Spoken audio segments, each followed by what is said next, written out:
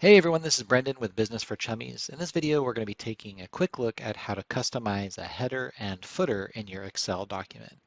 So unlike other programs like Microsoft Word, the header is not visible as you're editing your document in Excel. The header is something that you customize and becomes visible when you either print your document or create a PDF out of your document. So what we're going to do is navigate to the Page Layout tab at the top here. And then under the Sheet Options section, I'm going to go ahead and expand this option. Here you see a tab titled Header and Footer. I'm going to go ahead and click that. And one of the main options that I like to have selected is the Different First Page option. So what this is going to allow me to do is create a header that's different on the very first page of my document, and then all of the other remaining pages have the same type of header or footer. So I'm going to make sure that the different first page is checked, and then I'm going to come up here and click the custom header button. You notice when I have a different first page that the standard header and footer drop-down menus are not available. This would be if I want all of my headers to be exactly the same. I could come up and provide some standard like page numbers or other information um, in the drop-down menu without having to create a custom header. But we want our headers to look nice, and we want it to have the content that we want inside the different areas. So I'm going to click Different First Page, and then I'm going to come up to Custom Header.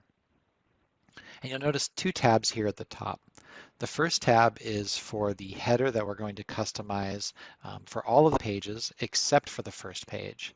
And then we have a tab here for the first page header, and this is where we'll customize the header for just the first page. And you notice the headers in Excel are automatically separated into three sections. We have the left section, center section, and right section. So let's go ahead and add content to each of these sections. So for the first page in the left section, what I want to do is add a company logo. And you can do this either from searching for a file on your computer or searching the web. So I'll put my cursor in the left section here. I'm going to come over to the Insert Picture button.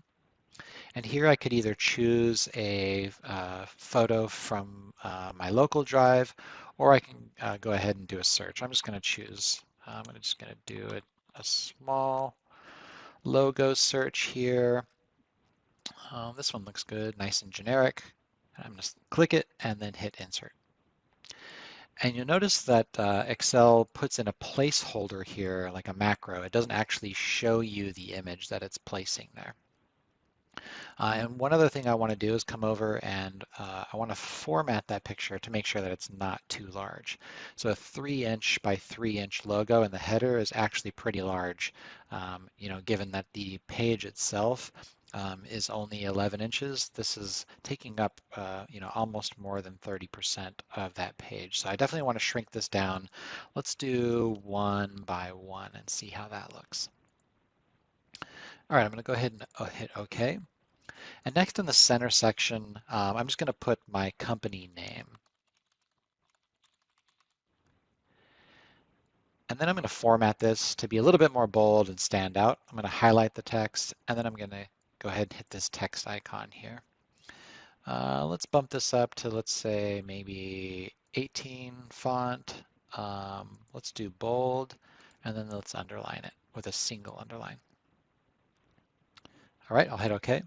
And you'll notice that Excel does give you a preview of what that's going to look like as far as the size and formatting you chose.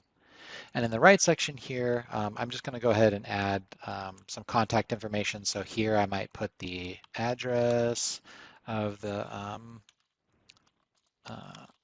business, the city, state, and then zip. And then maybe I would put the email address and then maybe a phone number. All right, so I've got my first page header set up.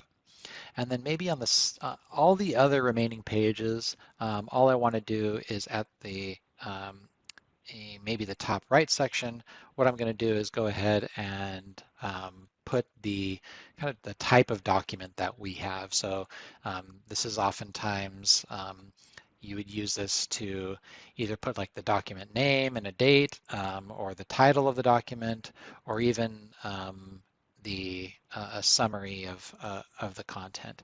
So in the top right section for all of the other pages, I'm just going to put here words that rhyme.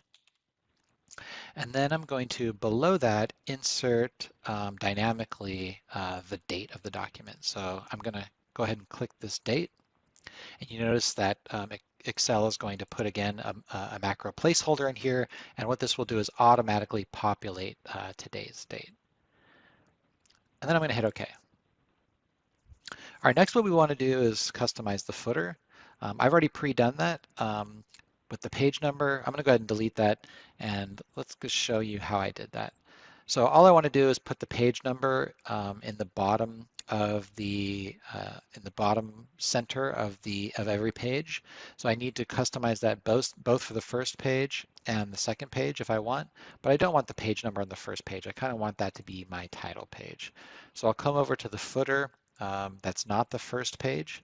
In the center section, I'm going to click this insert page number, and simple as that, Excel is going to automatically insert the page number on every page in the footer. So I'll hit OK, and then I'll come over and click my Print Preview button, and we can kind of see how that looks. Now you notice one thing that happened that Excel doesn't automatically account for that a program like Microsoft Word will, is it doesn't automatically push the content down below the header.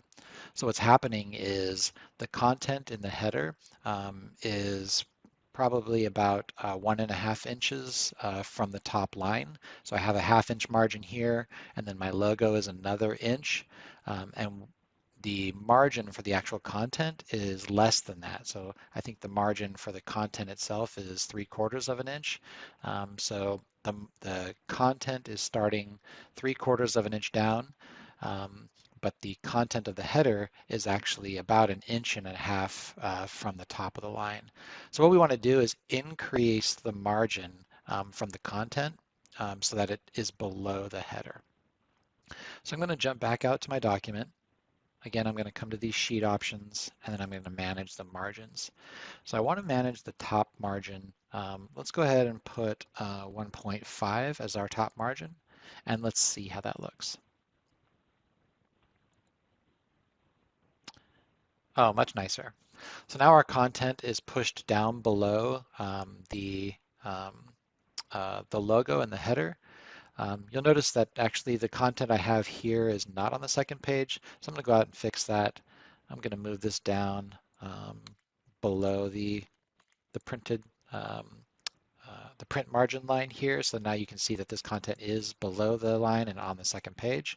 I'm going to go back into the print preview. I can either do that in the sheet options as I was doing in the print preview, or I can go to File and Print, and we'll see what that looks like. So here we have our first page, everything looking good here, and our second page, we see that we have just our basic header up at the top, words that rhyme, and then we have today's date automatically stamped into the header there. You notice on the second page, we have the page number at the bottom. If you look at the first page, there is no page number at the bottom because we did not include a footer for the first page only. So really nice and basic setup here, really easy to manage. And I think that's it for this time. Hope you learned something, had some fun. We'll see you next time.